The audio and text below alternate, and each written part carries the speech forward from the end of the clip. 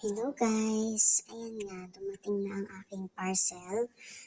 Tignan nyo naman, ang ganda ng packaging. So, from TikTok po ito, in-order ko, kakarating lang, and then, ayan, meron po tayong set ng dishwashing liquid.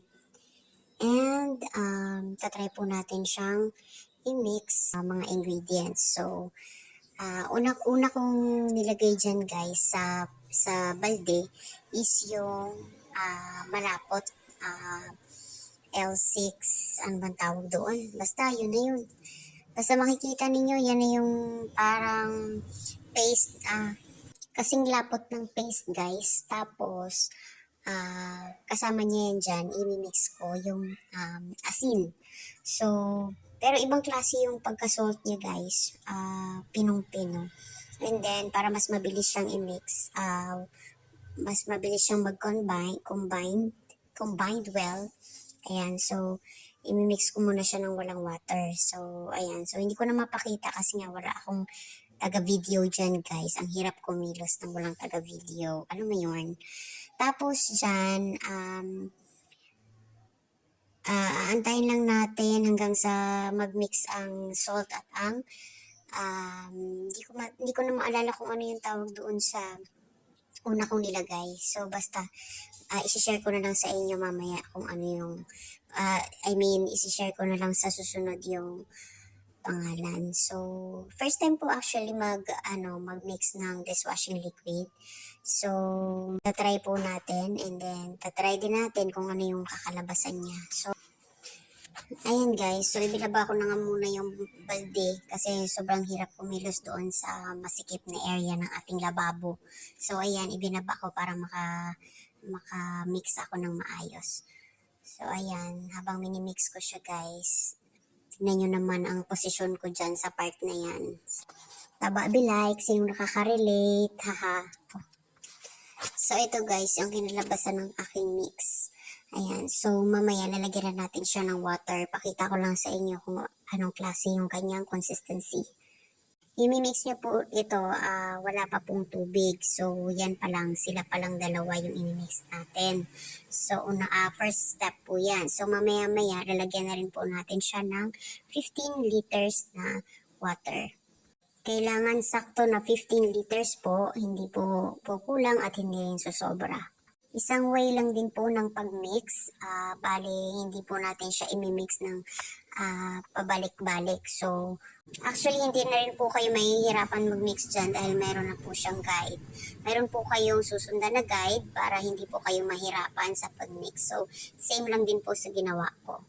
Medyo masakit sa braso at sa kamay kasi nga talagang pwersahan ang ating pag-mix dyan. Pero sa first steps lang naman guys. So, wala namang mawawala. Actually, meron lang din sigurong isang guhit tayong mawawala sa ating taba. So, ayan. Basa-basa tayo ng steps para hindi tayo mawala. Siyempre, kailangan guys, meron tayong guide. Dahil nga first time natin tong gagawin. So, mamaya malalaman natin after 24 hours kung ano yung magiging kalalabasan ng aking imimix na dishwashing liquid. After dito guys, add to cart na kayo guys sa aking account. So ayan, nagsimula na ako maglagay ng 15 liters na tubig sa ating balde para ma-mix natin ng maayos ang ating dishwashing liquid.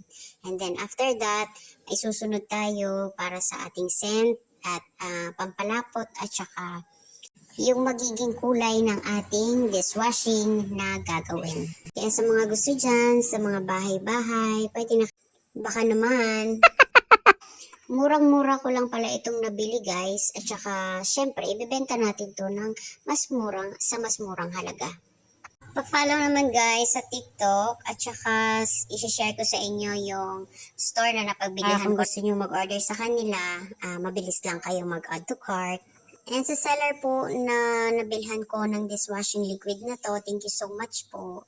Ayan, maganda po ang kanilang packaging at saka safe na safe po talaga ang pagdating ng inyong parcel. Hindi ko matandaan kung anong store yon pero ilalagay ko na lang yung link sa aking description para i-click nyo lang po doon para mag-direct kayo sa mismong store na aking napagbilhan ng dishwashing liquid set. So, ayan, natapos ko na yung 15 liters na ilagay ko sa balde. So, ayan, makikita ninyo, inimix ko na siya. Ayan, nahirapan nga ako maghanap ng pang-mix ko dyan kasi nga, kailangan ko ng medyo mahabang sandok.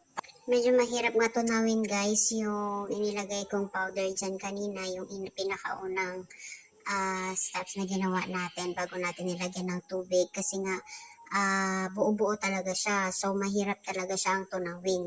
Kailangan malakas ang braso sa paghalo. Yan yung part na dapat walang katapusang paghalo guys kasi para matanggal yung mga buo-buo. Dito sa mixture na to guys, hindi rin tayo pwedeng gumamit ng direksyon na paiba-iba kasi kailangan iisa lang dahil iniiwasan po natin na bumula ng husto at mapunta po sa pinakaibabaw ang bula. So, hindi po siya pwede. Hindi po siya dapat susobra sa bibig ng ating balde.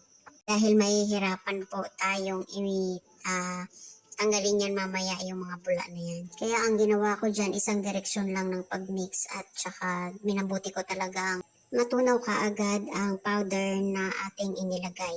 Inumpisahan ko na nga pala guys yung paglagay dyan ng mga kasamang mixture, yung nandiyan yung pampalapot ng tubig at saka scent and then yung color na dapat para sa mixture na ito.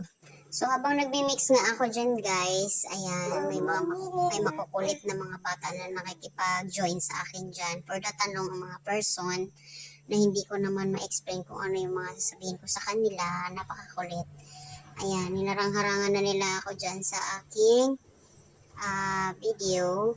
Ayan, naku-curious sila kung anong ginagawa ko dyan sa balde. Bakit ako naghahalo-halo dyan? Ang daming tanong na hindi ko kayang sagutin. Kaya sinabihan ko na lang sila na umalis lang muna sila sa aking harapan dahil hindi ko alam kung ano ang magagawa ko sa kanila. Charing! Ginawa naman ito ni Bunso. Ala, tinakpan yung camera at ito naman si Panganay. Ganon din. Takpan din ang takpan ang kanang ating camera. So, hindi na nakikita ang aking ginagawa. So, di bale, it's okay. Yan naman mga bata, lahat ng ginawa, piniflex na lahat-lahat. So, ayan guys, tapusin ko lang ang aking mixture at sana nag-enjoy kayo sa aking video. Ayan, so, ang nakalagay kasi dito sa aking guidelines ay mix lang ng i-mix na matagal para mas lumapot ang ating mixture sa ating dishwashing na ginagawa. So, guys, ayan, after 24 hours nga pala, aantayin natin ang 24 hours para makita natin kung ano nga ba ang kanilabasan ng ating ginawa. Kung maganda ba siya, mabuti ba siya, o ano ang mangyayari sa kanyang kinabukasan. Charing! So, ayan lang guys. Ipapakita ko sa inyo after 24 hours ang aking finished product. So, skip ko lang ang aking video papunta sa 24 hours. Ayan na, ito na. But wait guys, ipapakita ko muna pala sa inyo kung ano yung naging consistency ng ating ginawang paghalo-halo dito bago tayo mag-proceed sa ating 24 hours. And yes, kailangan pa natin siya i-rest ng 24 hours para matanggal ang kanyang bula. So, yun lang guys. Thank you for watching.